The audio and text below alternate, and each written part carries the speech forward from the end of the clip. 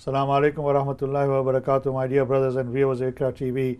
Welcome back to Real Talk, your program that, as I always say, this is a program for you who are viewers out there.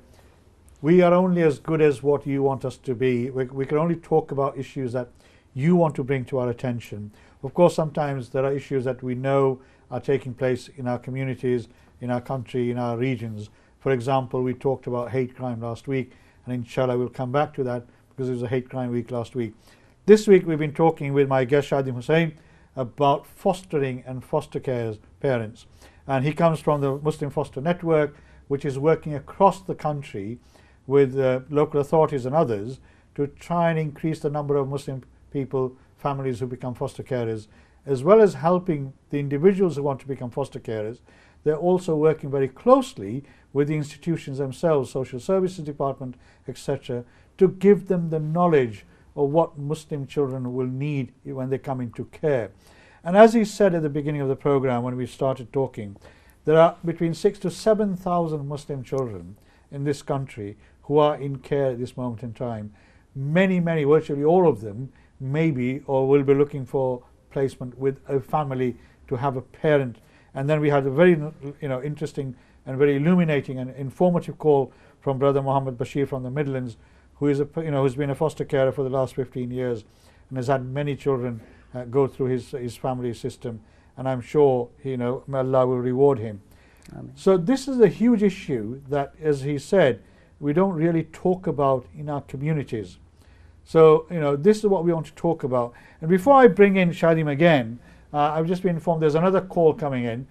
So please, Assalamu alaikum wa rahmatullahi wa barakatuh. Welcome to IQRA TV. Who am I speaking to, please? You're speaking to Sister Mehrun. Sister Mehrun, Assalamu alaikum, welcome. From Preston. Wa alaikum Preston, salam. mashallah, very good. Inshallah. Lancashire. Yes. We don't discriminate again between Lancashire and Yorkshire, don't worry. Oh, right, that's okay. That's good to hear. Right. Yeah. We are proud Yorkshire people, but we welcome you as brothers and sisters. Oh, that's So welcome to IQRA TV. Oh, thank you for accepting me. Right. Basically, I've been a foster carer for over 5 years now, mashallah. Subhanallah. Yeah, I foster Muslim children as well as other faith children as well. Right. So at the end of the day, I see them as children. Absolutely, yes. If Allah's will, and if they become, and take up the deen, that's entirely up to them. Right. Mashallah. But Good. this has, I've always had a caring role model, and I wish to, ask other Muslim brothers and sisters who are listening to this, try and become foster carers because it's a well-rewarding job. You'd love it. Some people say to me, oh, it's hard, there's a lot of paperwork here, there's a lot of paperwork there, Right. but it's not. How long did it take you to become, for social services to accept you as qualifying to become a foster carer?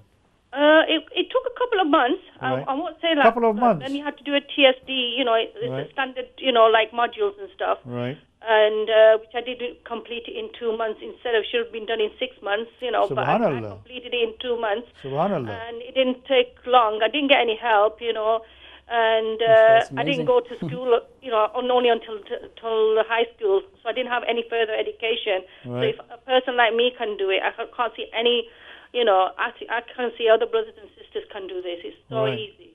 Oh, right. It's That's just, amazing. you Well just done, need sister. common sense, Yeah. And, if you have children, you know how to look after your own children, do So the do training you that's have required. do you have children of your own as well as Yes. taking in Yes. foster? And how Yes. do the children interact with each other? How do they find it? My children are a lot older. Right. And the children I have in placement at the moment, I have JM, who's 13, and AA, who's now soon to be 16. Right. Mashallah. Oh, so yeah. they're older children, not the very young. They are older children, yes. Right. And how do they find the culture of the house? And I'm Actually, assuming you're you'd be surprised as JM, he has no religion, he's atheist, Right. and he'll remind me, Mrs. He'll go, she'll shout at me, it's your prayer times. Oh, you wow. better hurry up. Oh, He'll right. Yes, mashallah, they see what I do in Right. everyday my prayer times when I sit down to pray the Quran and stuff like that. They see, there's a time and place for everything. There's time to watch the TV now and again, but I still do my prayers, and he sees that, and all the other children, that are with me, make sure they all pray as well. Right. With me, you do your deen as well as your dunya. So basically both, learn and practice your faith. MashaAllah. And I mean, we had that famous case in Tower Hamlets, where there was this accusation about a non-Muslim child being, set in the house of a Muslim family, where they were accused of indoctrinating them. Have you faced any of those sort of challenges? No, nothing of the sort. All right, excellent. No, no. He's very curious. I will only say he's very, very curious. Right. But he doesn't know. Right. Because both his parents are atheists, and he's atheist, so no, he doesn't. So is he still in communication with his parents? He still has a He has his contact with his parents. His contact with his parents as well. Yeah. But he obviously stays with you and lives with you and eats with you and everything. Yeah. And I'm assuming he loves Asian food. Oh yes. Right. Oh okay. yes. Okay. I mean, Shadim, that is a really good example. MashaAllah, yeah, he eats everything. Right. If anything, if I make English food, nobody will touch it except for me, and then he'll eat. They'll all eat the curry and the rice or biryani or whatever I've cooked for the day. So, as a foster carer, you say you've been doing this for 5 years, right? Yeah. And obviously, it didn't take you that long to actually be registered and approved as a foster carer. No. What would you say to other people who are watching this program, who may be thinking about being a foster carer? I mean, you say it's very rewarding. Be passionate, be caring, be loving, be out there for them. Right. And these children need the care. Mm-hmm. And as Muslim brothers and sisters who are out there, and if you've got a room in the house, I can't see why they can't do it. Well, a lot of people may fear the fact that they may get a child who may have some challenging behavior issues, right? And have you had that experience? Yes, I have had a real strong challenging behavior. Right. But mashallah, he toned down. He couldn't even sit for 1 second. Right. And his behavior was very atrocious. Was it? Very, very bad. I want to describe, but mashallah, while he was with us, he did tone down. He saw everybody, the way we were acting, the way we were talking, mashallah. And, to the fact that he didn't used to pray before he left here, he started praying his salah. So was it a Muslim child that you had? Muslim child, yes. All right. So you had a Muslim child who had challenging behavior issues. Yes. And then like you say, he stayed with you. How long did he stay with you? He didn't stay long. He stayed for 6 months. That's and then his behavior changed as well. He didn't know his schools or anything. He didn't know how to pray his salah. Oh, mashallah. So Subhanallah, Subhanallah. He knew how to pray sister, mashallah. He knew That's how amazing. to pray dua.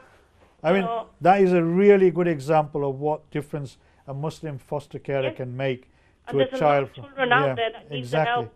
I mean, Sister Meron from Preston, thank you very much. I've been told we've got a couple of more calls waiting. I think, Shadim, you and I becoming a side issue today. This is a fantastic opportunity to hear from the real for people who are actually doing this work to ring in.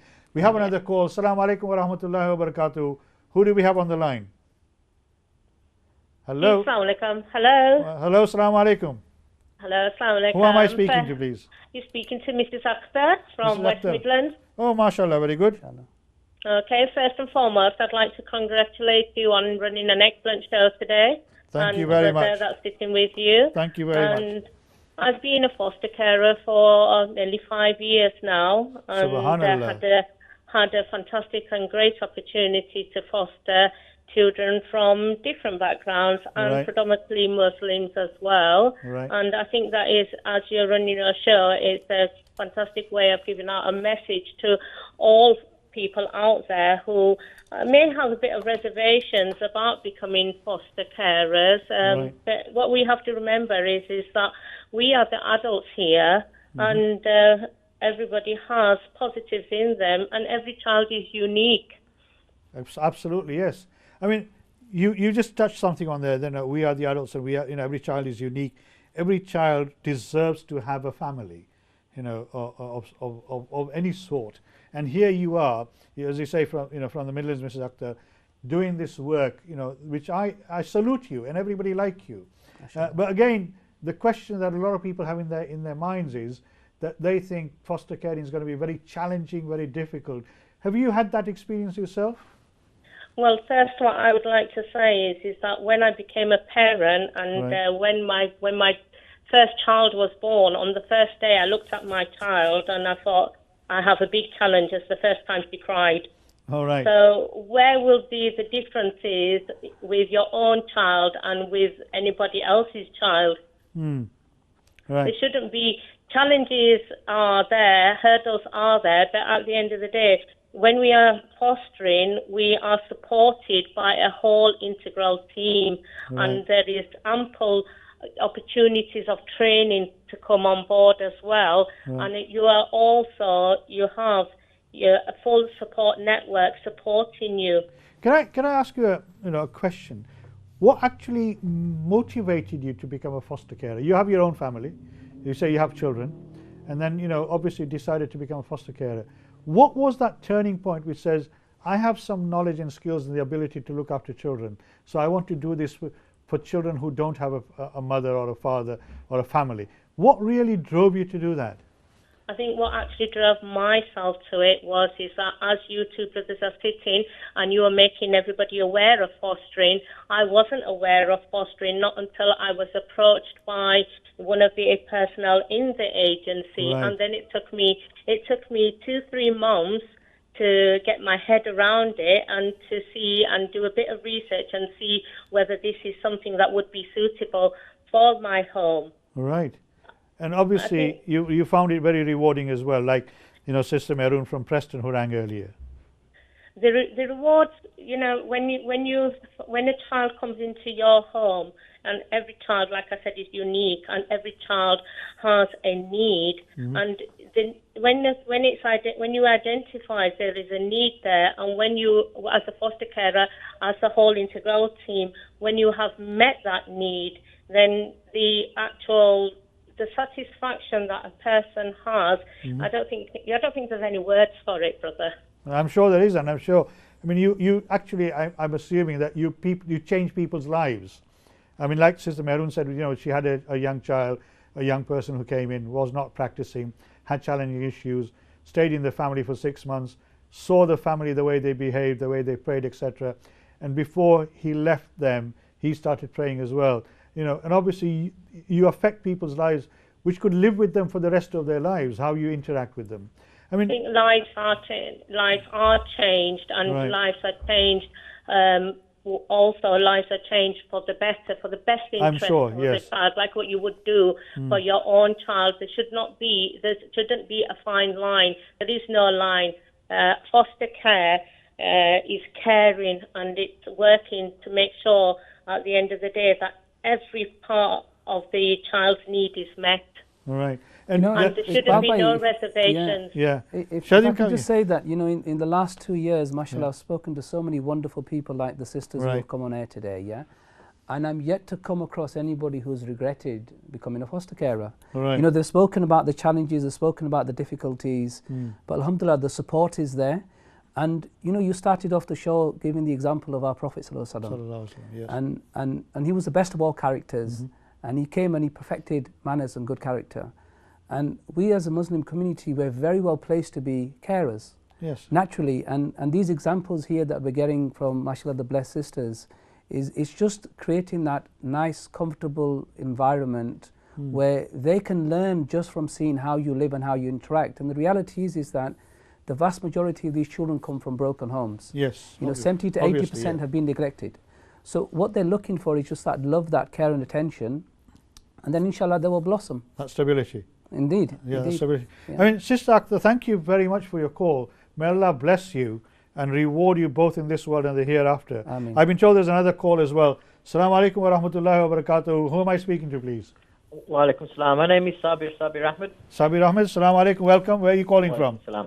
I'm calling from Birmingham. All right. The Midlands is really on fire today. It shows that the Muslims in the Midlands are really, really caring, loving people who are looking after children. So we do what are your points, sir? Okay, yeah, basically, sorry, I haven't actually, I'm not at home to, listen to the full show, but, someone passed information on that you're doing a show in relation to Muslims and fostering, so I thought I'll give a call to just give you... Subhanallah, welcome. Welcome, why not? Yeah, alhamdulillah, I've been fostering me and my wife have been fostering for nearly, over 5 years now. Right. And alhamdulillah, it's the best experience that I've ever had. I've always wanted to do fostering before I came into the fostering arena. Right. But alhamdulillah, it's like climbing a big mountain, but you just got to know how to climb the easiest way. So some parts is difficult. Can I just stop you there? When you decided to do the fostering, and you approached the authorities to become a foster carer, did you find there's a lot of the support network was there to encourage you to become a foster carer, or were they putting barriers in front of you? No, unfortunately, that was a very trying time. Was it? I've been trying to sort of get into the fostering arena through different local authorities, because I lived in different areas, up north and in south as well. And I've been trying for about good 6 or 7 years before coming to fostering, trying to approach private fostering agencies and local authorities. But unfortunately, my journey was very difficult. And when I came towards the end, I was just about to give up. I thought, no, it's not going to work, because they kept on putting obstacles and barriers. What sort of obstacles did you encounter in your attempt? One of the obstacles that they put forward was like, your children are too young, or you might have more children. But every time they put a barrier, I sort of explained to them, and I gave it more time, and I said, look, I've overcome that barrier, that's not a problem anymore. Then they came and said the house is too small. Yet we had a very large 4-bedroom house, and it wasn't actually small. So one of the local authorities, they said it was too small. It wasn't small at all. And right at the end, just when I was just about to give up, an agency came up, and I said, I'll give that a last shot. And alhamdulillah, that particular agency was very supportive, and they sort of believed in me. And alhamdulillah, it made my journey a lot more easier. As soon as I approached that agency, alhamdulillah, it felt like I saw light at the end of the tunnel. And alhamdulillah, they carried me all the way through, out of the tunnel into the light. And alhamdulillah, ever since then, they've been very supportive throughout my journey. And even now, I feel like a part of the team. Not like just a number. We have it's like a small. It started off like a very small agency, and alhamdulillah, it's a very big agency now. But even though it's a big agency, I don't feel like a number. I know everybody, and everybody sort of knows me, and it's really nice when everybody knows a person's name. And they're very supportive, alhamdulillah, in every part of the journey. Can I ask you? I mean, I'm assuming that from your voice and the Mrs. Akhtar that I spoke to, and Sister Mehroon, and Mohammed Bashir, I mean, the age group, it seems you're in are between 30 and 40 maybe, or maybe even less. You sound even less than that. Sister Mehroon and Mrs. Akhtar, between 25 and 40. Now, is this an issue around parents with, age? I think that is there an issue about what age group there is a profile, because you have to be at the right stage in your life. Yeah. So what we find quite often is that you've either got a large number cohort of people who don't have children, so they tend to be younger in their life cycle. Okay, maybe somewhere in their 20s. Yeah. But for those who have their own families, Brother Sabir or other people who have their own families, maybe they've got to the stage where their kids have grown up, got married, and moved on. So we had an example here from Bradford. Sister, mashallah, she called us in February, registered a detail. She was ready to come forward and apply, and her daughter was getting married this year. So she kept saying, look, I want to apply, but we couldn't move her forward until her daughter got married. This summer, her daughter got married. She's now moved on. And inshallah, we're referring her to Bradford Council. The reason I'm asking that question is there a particular age group who are more interested in doing this work? Between say 25, 30, 40, or is it past 50? Or so as part of our let's say awareness, and we do a lot of marketing. So we do a lot of social media marketing. We target people between 35 and 55. 35 and 55. I think I've lost Brother Shabir Ahmed. I hope you're still on the line. So, Assalamu alaikum. Thank you very much. No problem. Sorry, you're still there. Sorry, you're still there. I'm still here. Well, with myself, I started off, wanting to be a foster carer when I was like 20 years old. MashaAllah, subhanallah. I'm 14, alhamdulillah. And, Right. you know, a lot of people have said, you know, like you lose your charge, you'll probably want to give up later on. But alhamdulillah, you know, I still feel like I want to carry on. MashaAllah, may Allah reward you.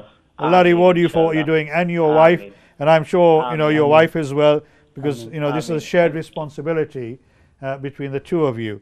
And I think you're a shining example, like Mrs. Akhtar and Sister Meroon from Preston, you know, to others as well. And this is what this program is all about. We want to raise awareness of a multitude of issues, you know, for our community, the issues that confront us on a regular basis.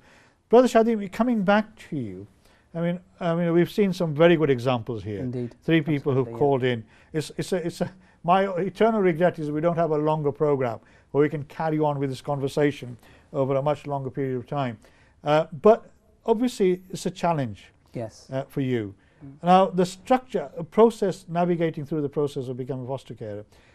Can people approach social services department directly? Absolutely. Or is this one of these issues where they've farmed it out and outsourced it to other institutions like, you know, third-party agencies? So essentially, I mentioned earlier in the program that there's approximately 80,000 children in care. Yeah. So when a child goes into care, they become the legal responsibility of the local authority. Right. Okay. Yes. So the local authority will then try to identify a family where they can place this child. So the local authority will recruit their own foster carers. Right. So the example from Bradford has approximately 1,100 children in care. That's in total? In total. Right. Okay. So some of those are looked after by Bradford's own foster carers. Some of them have to be outsourced to independent foster agencies. Okay. But I think what's really critical at this important juncture of the show, there's a few minutes to go, is for everybody who's been listening to understand what the next steps are. Yes. Okay. So for all the listeners, our organisation is the Muslim Foster Network. Okay, so if you log on to our website, it's www.muslimfosternetwork.org.uk. Right. From the website, you can register with us. Right. Once you've registered your details, you will expect a call within the next 2 to 3 days. Right. On that call, there'd be a qualified foster carer who will go through an application process with you and basically discuss all these questions. So you'll usually have a 15 to 20 minute briefing to understand where you're at, okay, to see, are you at Brother Sabir's stage when he was 20, or are you where he's got to where he's 30 something, okay? So once you're at the right stage in your life cycle, okay, what we would then typically do is we would either refer you on directly to a local authority or an agency, depending on who we're working with in the area and who we feel or deem to be more suitable. If you then move on, then the actual application process starts. So number one, you get a home visit. They come to check to make sure the bedroom is suitable, it's of the right size. The family are ready to make this journey.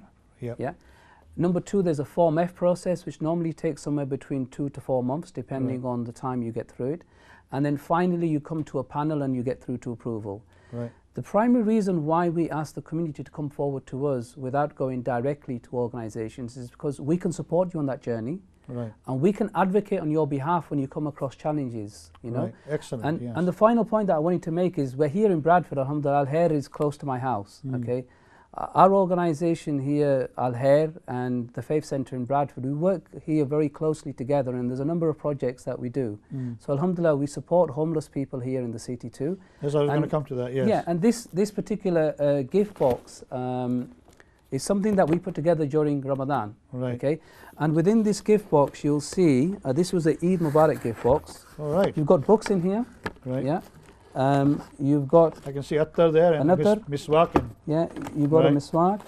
You've got our guide. Which can you lift it up a little bit further so the camera can see it? Yeah, that's it. A bit more. Yeah. That's it. Okay. Yeah. You've got this guide. This guide was put together by a group of very highly qualified professionals, mashallah. Right. And this is designed around foster carers looking after Muslim children. Okay. Oh, specifically. So we distributed 3,000 of these guides across the UK. Subhanallah. And we also distributed 565 of these. And as I mentioned, you know, and these went to the non-Muslim parents as well. Yeah, absolutely. Right. I'm really, really sorry. We're running. We've actually have run out of time, I've been told. I'm sorry, my brothers and sisters. As I say every week at the end of the program, as we're getting into the more interesting part of the program, unfortunately, we have to say Allah Hafiz to every one of you. I hope you found this program today really interesting. I'm really grateful to our callers, Brother Shabir Ahmed, Sister Akhtar from Preston, and Sister Meroon also, sorry, Sister Ahmed Akhtar from Birmingham, the Midlands, and Sister Marin from Preston for their calls. They really inspired us, inspired every one of you. May Allah reward them and everyone who does foster young children in this country, and may Allah reward them in this world and the world hereafter. Jazakallah very much for your time. Brother Shadim, thank you very much. I'm really sorry we've got to go. Inshallah, we'll call you back. I hope you've been inspired. Assalamu alaikum wa rahmatullahi wa barakatuh. Inshallah, I'll see you next week. Take care. May Allah be with you. Inshallah. Assalamu alaikum.